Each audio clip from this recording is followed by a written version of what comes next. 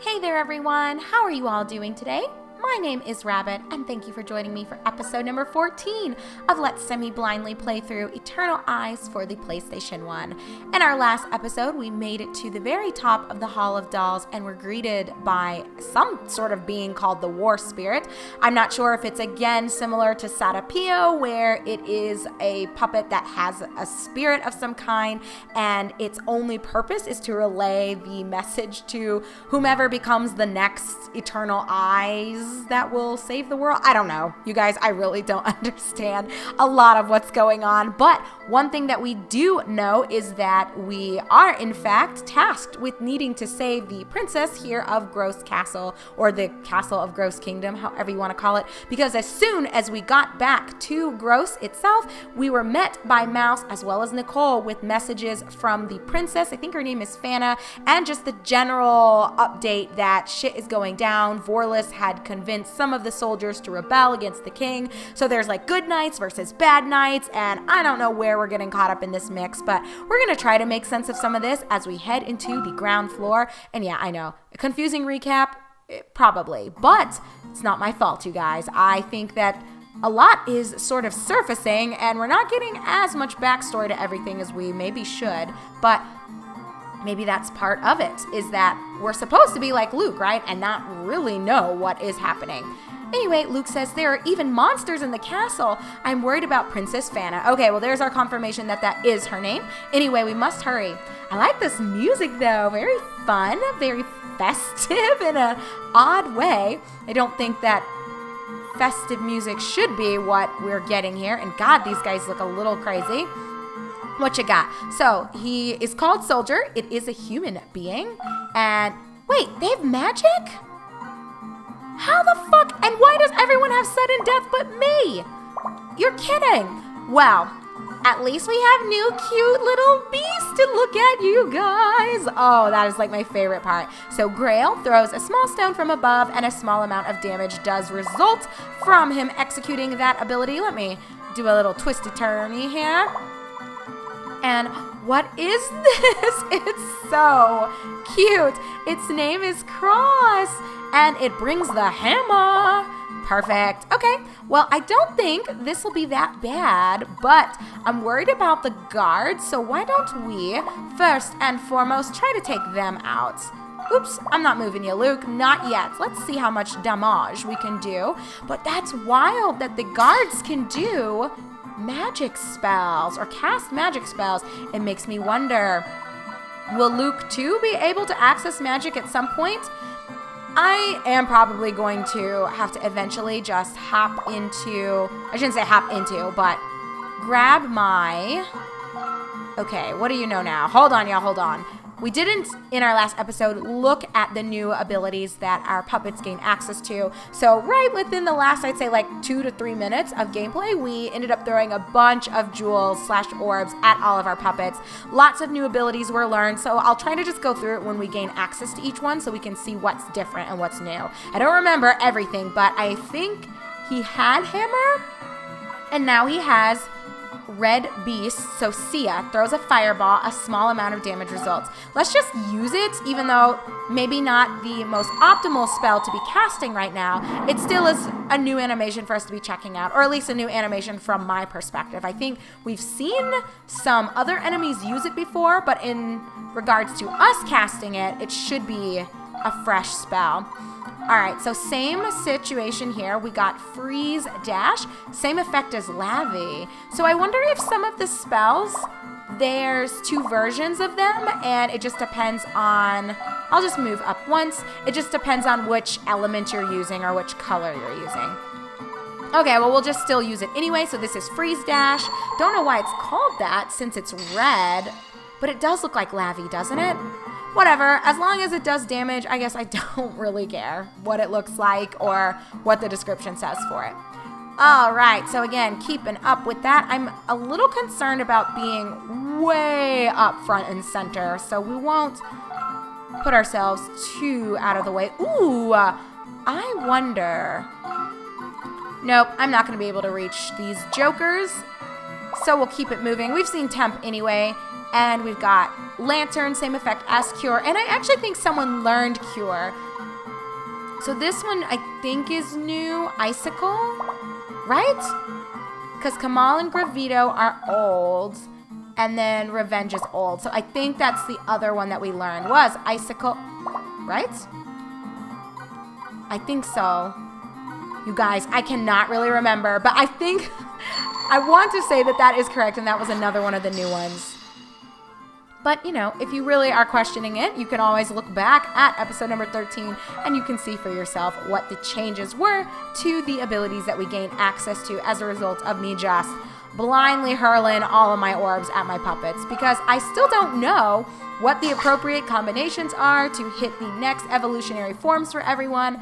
I wouldn't say I was really ranting about it, but I did discuss that a bit at the end of our last episode as well, that I think the game would benefit from giving us some sort of merging tutorial or engraving tutorial, because as it stands right now, we just don't have enough information, I think, to be making informed choices and informed decisions regarding how to be scaling our puppets. And you know, it could circle back to the argument that I've made before, that it's ultimately not going to matter, possibly, and the difficulty will remain pretty much the same as it is now, so that you don't have to sweat it that much. But it still would be very nice if the game threw us a bone. And you know what? I'm not going to worry about it. I was wondering if he's the one who had temp, but he does not. But we did get cure here. So green holy restores a small amount of, oh, impy. Why doesn't it restore HP? Or is that a typo? That's weird. I wonder if that's a typo and it actually restores HP. I don't think I've ever played a game where the cure ability healed your mana, because it takes mana to cast it, right? That is so weird. Oh, Termin. Decreases AP for a certain amount of time. I don't know what that means at all, but we'll give it a go. Oh my goodness. Let me move forward. I don't know if this is going to be close enough to hit the human, and it might be a waste to actually put this on him, because I think he's going to die soon. Oh yeah, he is. Okay, we'll put it on this one instead. Oh, I didn't even look at the names, did I? Yes, I did. Cross is the other thing, and I don't remember what this little cute thing is. It's so cute. But, so there are actually status affecting spells, not just damage dealing ones. I like that.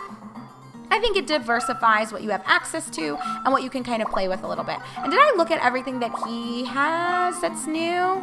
I think we did. Oh, no, I didn't. I'm such a piece of shit. We've got Inkle here.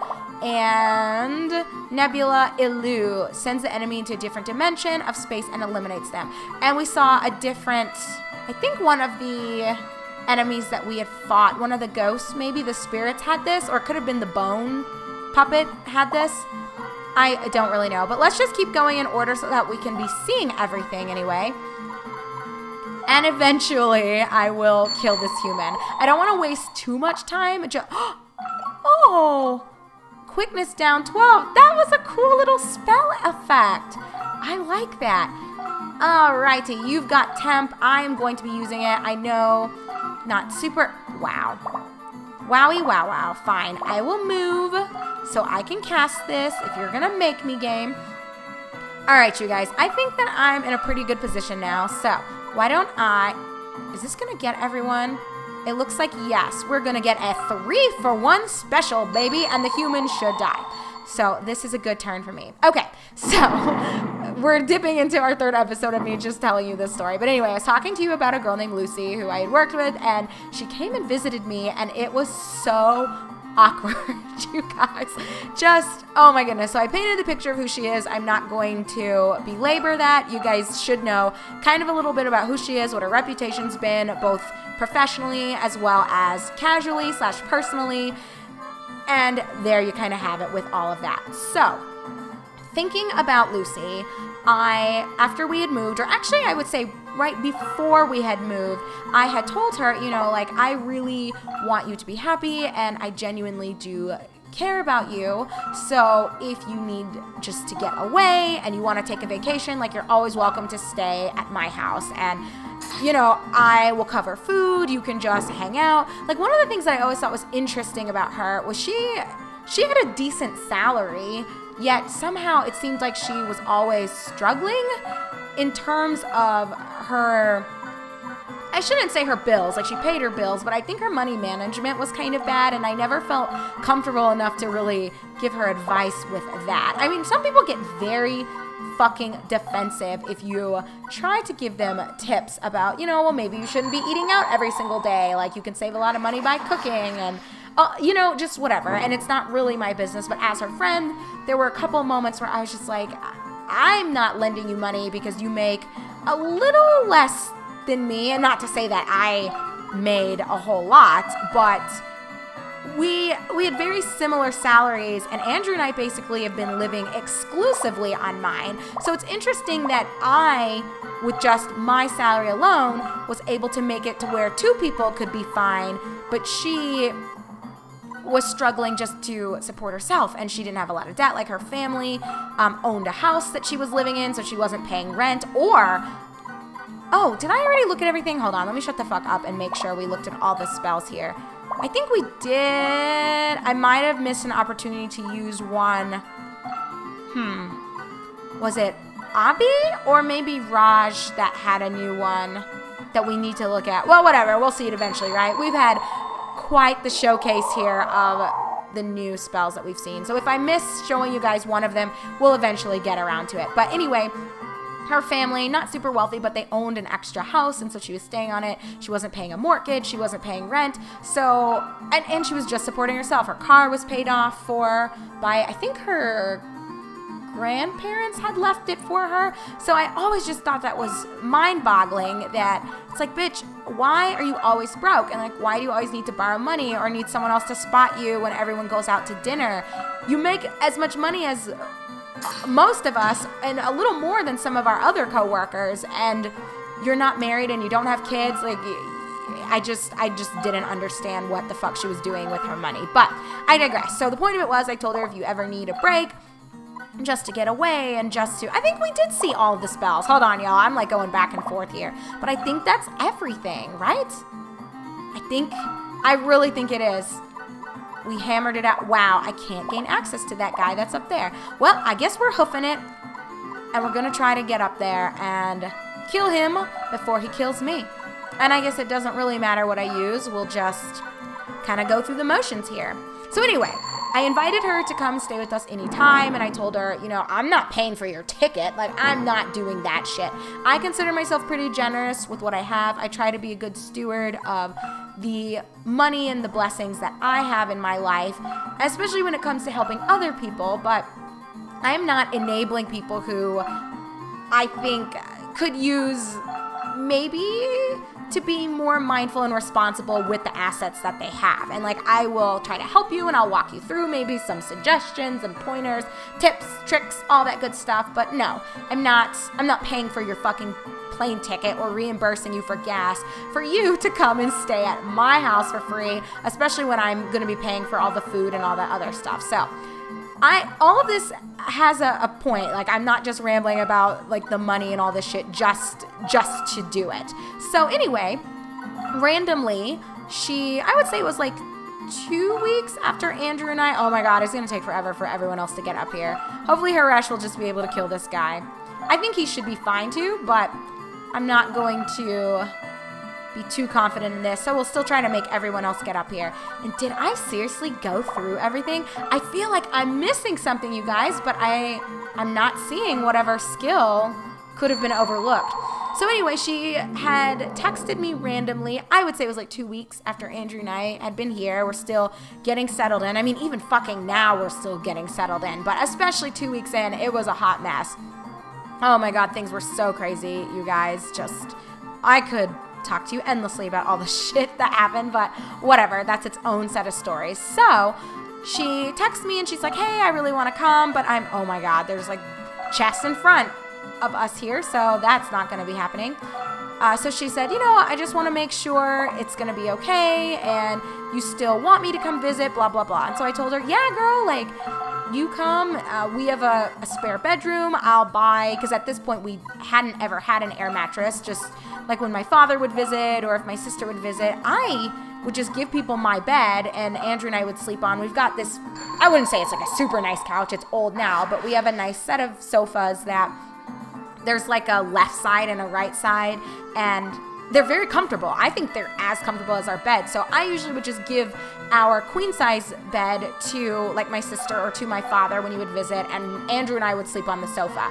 But for her, it's like, I'm not letting her sleep in our bed. Like, that's probably a little too weird. Like, I wouldn't care, but I had a feeling she wouldn't want to do that. So I was like, I'll buy an air mattress, girl. We're going to set you up. She also is one of those people that I think, like, although again, there's nothing necessarily wrong with this, but she's a perpetual dieter, and she is very finicky about the types of foods. Like, sometimes she's doing keto, and then sometimes she's doing like no this or no that. And again, I'm all for people being advocates for their own health. Like, you've got to take care of yourself. I think prevention is much better than knee-jerk reactions to suddenly being sick.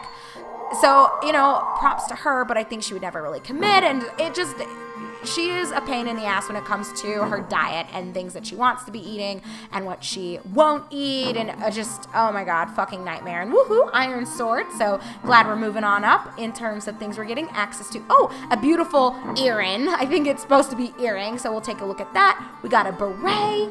So we're getting nice goodies. Earth mail. Luke is going to be looking good, y'all. And a warhammer, which I would guess is for one of my mapmon. So anyway, huge pain in the ass in terms of her food.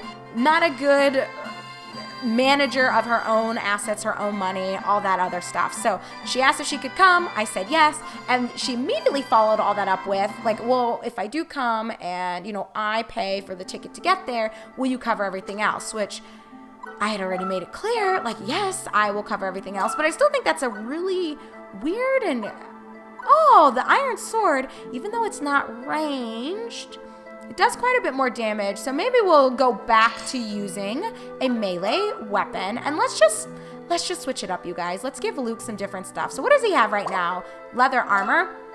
Let's unequip everything and just see how the leather armor compares to the earth mail. So earth mail, leather armor. So defense went up by 10 only. This one goes up quite a bit more than that. So that's a huge jump.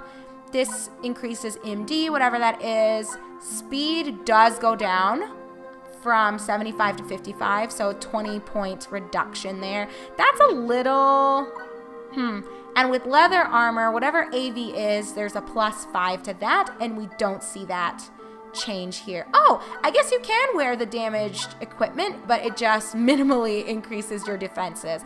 Let's just try the earth mail, even though it's going to lower our speed. I don't really know if that matters.